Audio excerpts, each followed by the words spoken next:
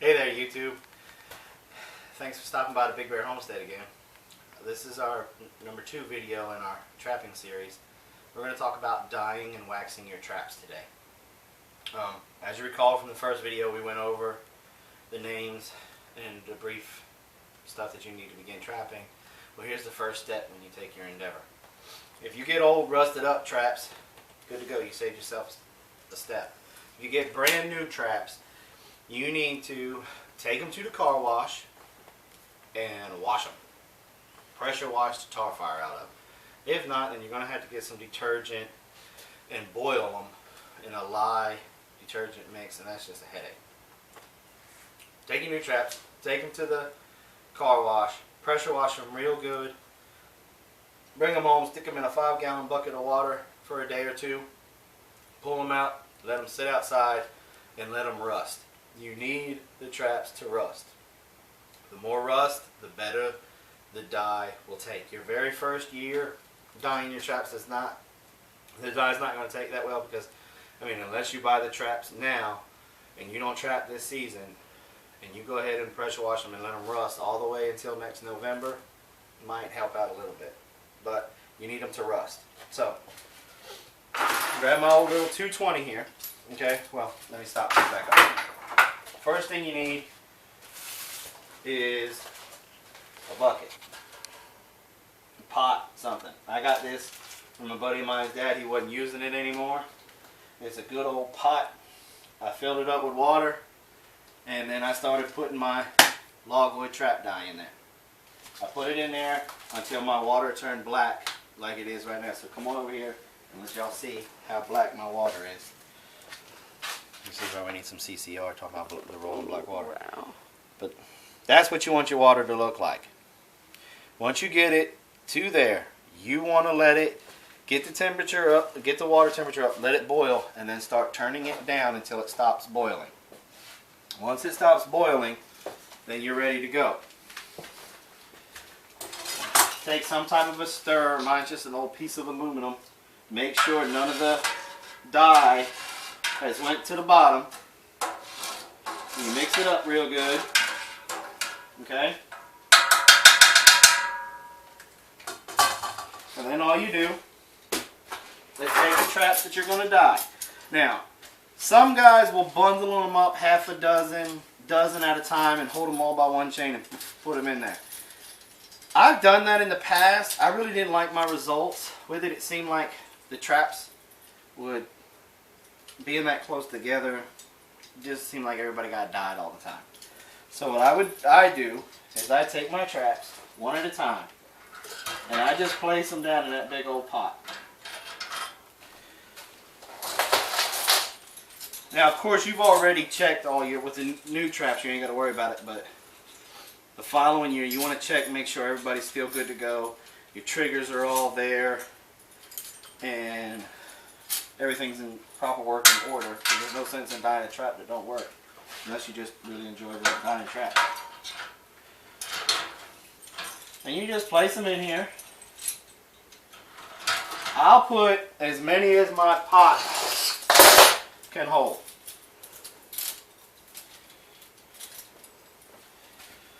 Once I can't get the traps completely submerged, I stop.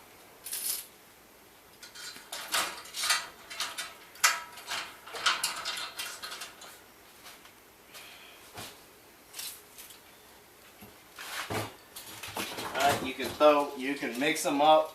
You can throw footholds in there with them. It don't matter. You can put as many traps in the pot as you can get in there. And then you just keep mixing it up. Here's a 110 kind of bear. The elusive 110.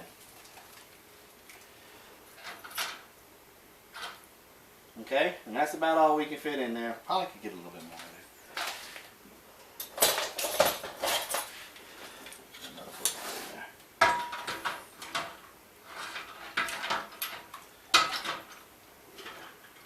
And that'll do it. Okay? Now, they have to simmer for an hour.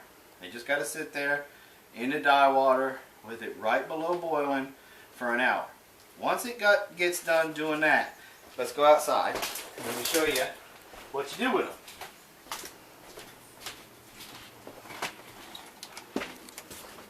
Okay.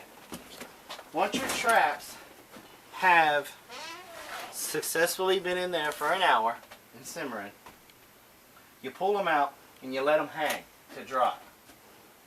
And as you can see, we've been busy over the last couple of days. And once they dry, once they get to this point, you don't touch them with bare hands anymore. Okay? And then what you do, let me go get my gloves.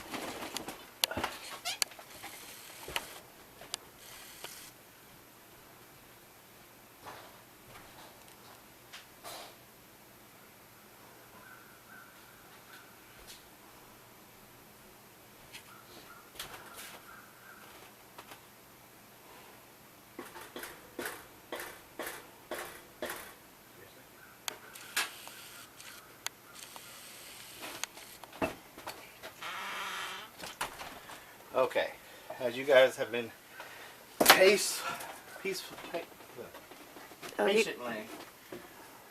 waiting and going at the traps, let me give you a quick overview of the different traps right now. And I'm doing that because my wax is not completely melted yet. Okay, you guys remember the big 330 and the 220. Then you have the smaller 110.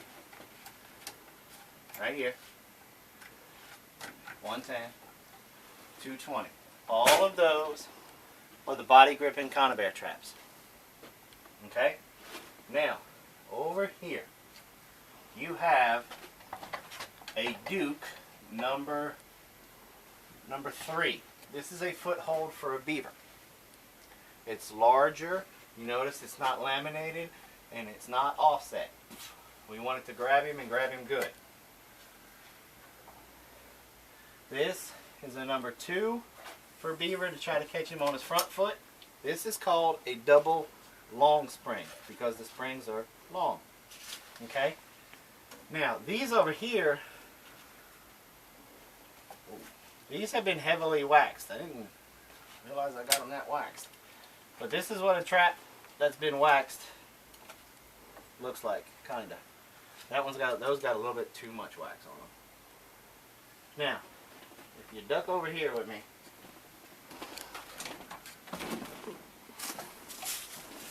this is what a good waxed trap looks like. Okay?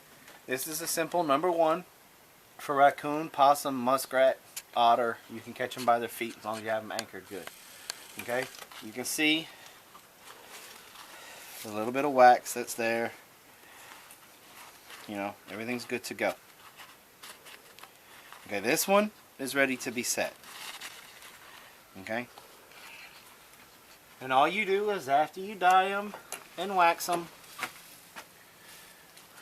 I'm sorry, this is a number 1.5, this is a number 1. 1.5, 1. 1.5, 1. Okay, got it.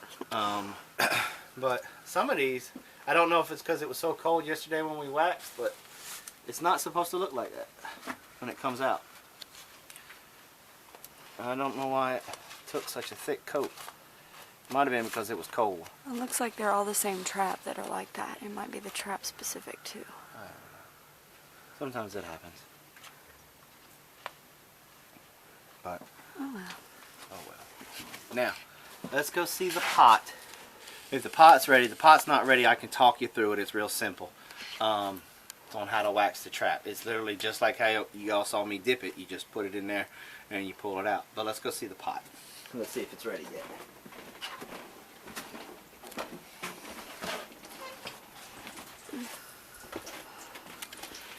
Okay, we're getting somewhere. Now, this is just a simple old, very old pot that we used to use for camping, and then my wife got a nicer set, so she kind of got a little snooty and we don't need this one anymore. And I just take those bars of trapping wax that I showed you from the very first time, okay, There we go. And I just stuck them in there and let them melt down. And see, it kind of cooled off on us just from yesterday dyeing and waxing. We got to let it melt back down again, which it's doing great. So I got enough now. Let me come out here and grab this 1 or 1.5 that we did yesterday that we dyed. Let me see if I can find them. And there he is.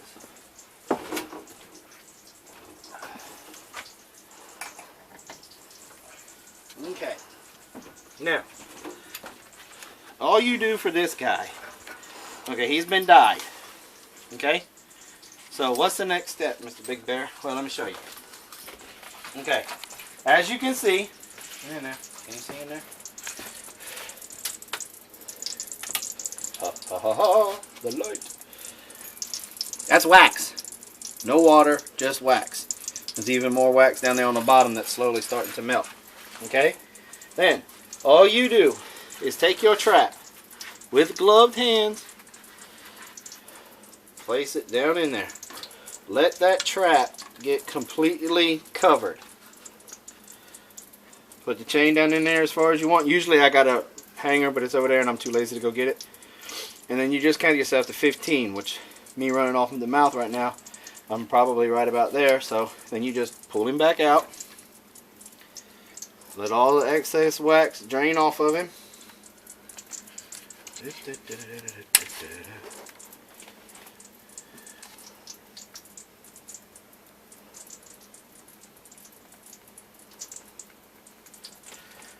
Then you tell the lovely wife, get out of the way.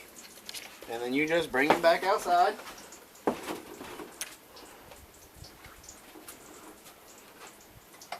And hang him up. Leave him alone for a couple hours. And you're done. Now, there's something important, a safety thing I need to mention. Your wax, as you're cooking it, always keep it on anywhere between low and medium temperature once you've got it melted, because it will start a fire.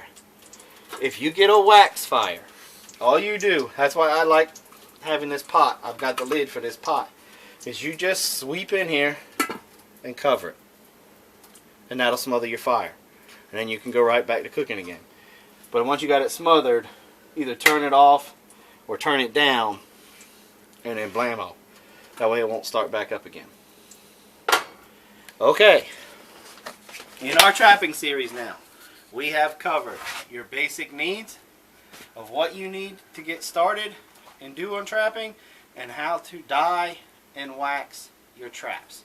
Okay, now we're gunning these series for the beginning guys. Guys that's been doing it for a while, you guys are already pretty much good to go. Stay tuned. The next one is going to be on some sets on setting for raccoon. So thanks for stopping by. Hope you enjoyed it. Hoped it helped. And we'll see you again soon. Thanks.